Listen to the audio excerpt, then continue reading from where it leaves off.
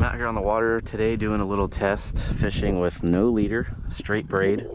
This is 10-pound braid.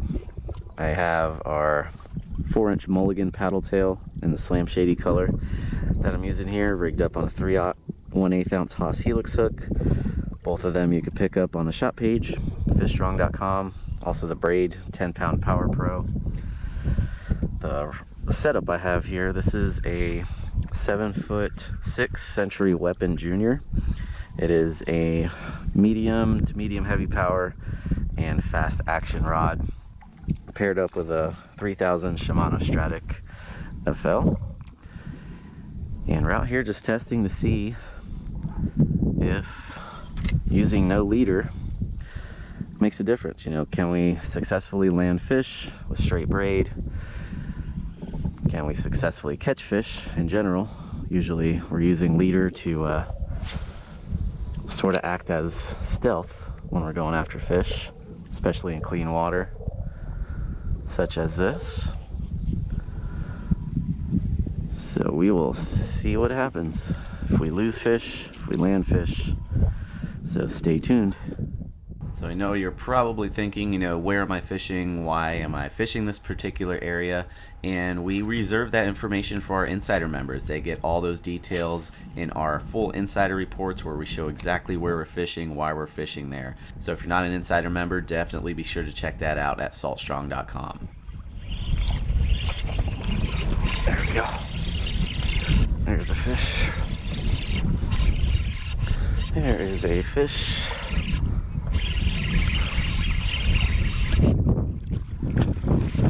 What we got here? Big trout.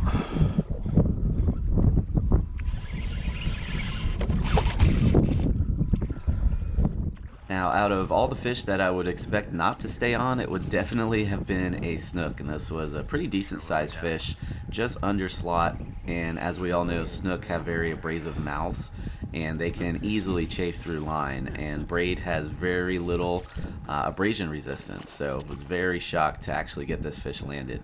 And that's on my setup here with no leader. That's a nice snook.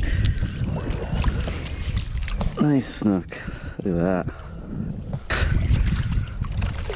No leader. Nice fish.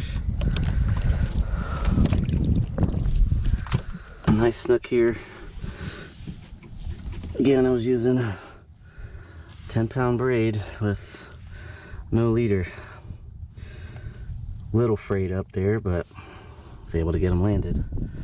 A healthy fish.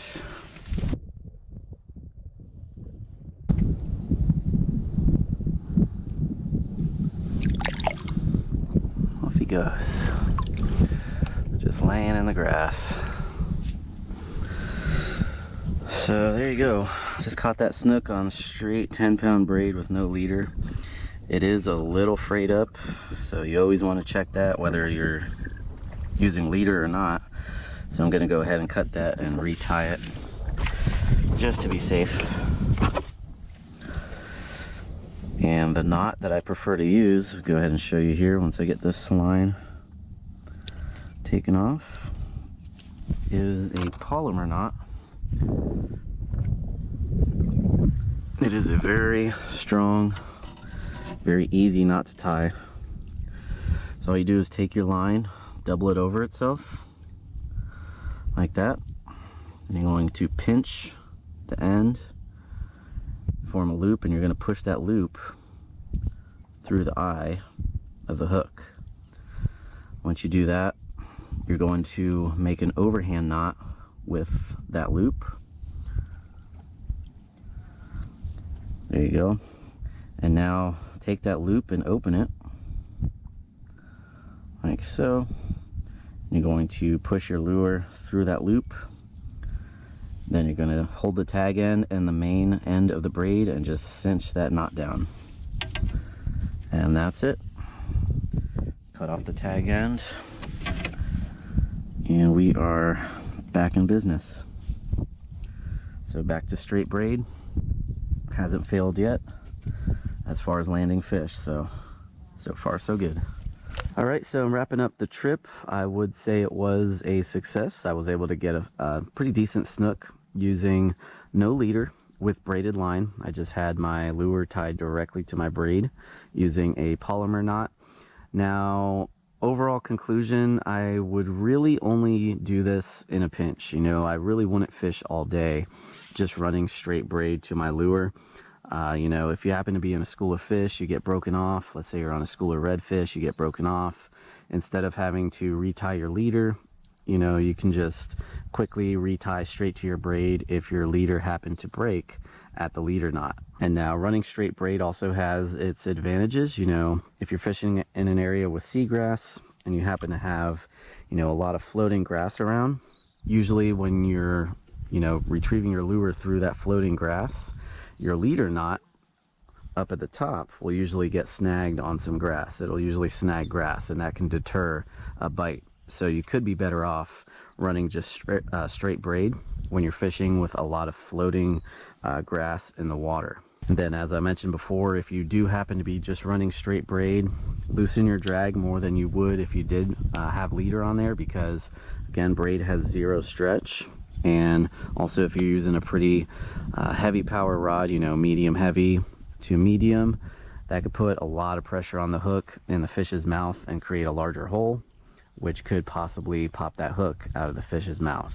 So again, either way, I would highly recommend sticking to using leader material when you are running braided fishing line, just for that extra shock absorption, extra stealth, and you know, it's just a little bit more, I have a little bit more confidence when I'm using leader as opposed to just running straight braid.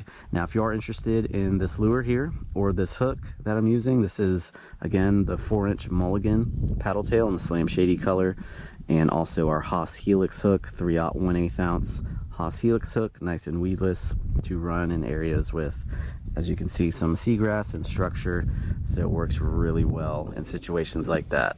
And if you happen to be one of our insider members, keep in mind you do get a nice discount on all tackle and gear on the shop page, so be sure to check that out. And also, I'm out here right now filming an insider report where, you know, I show exactly where I'm going, why I went to the spot that I went to based on the trends and conditions, and that helps our members dial in where they should be fishing whenever they head out and get out on the water, to guarantee that they'll start catching more fish in less time, and also save money on tackle from our shop page. All the tackle you need we have there to get you on the water and catching fish.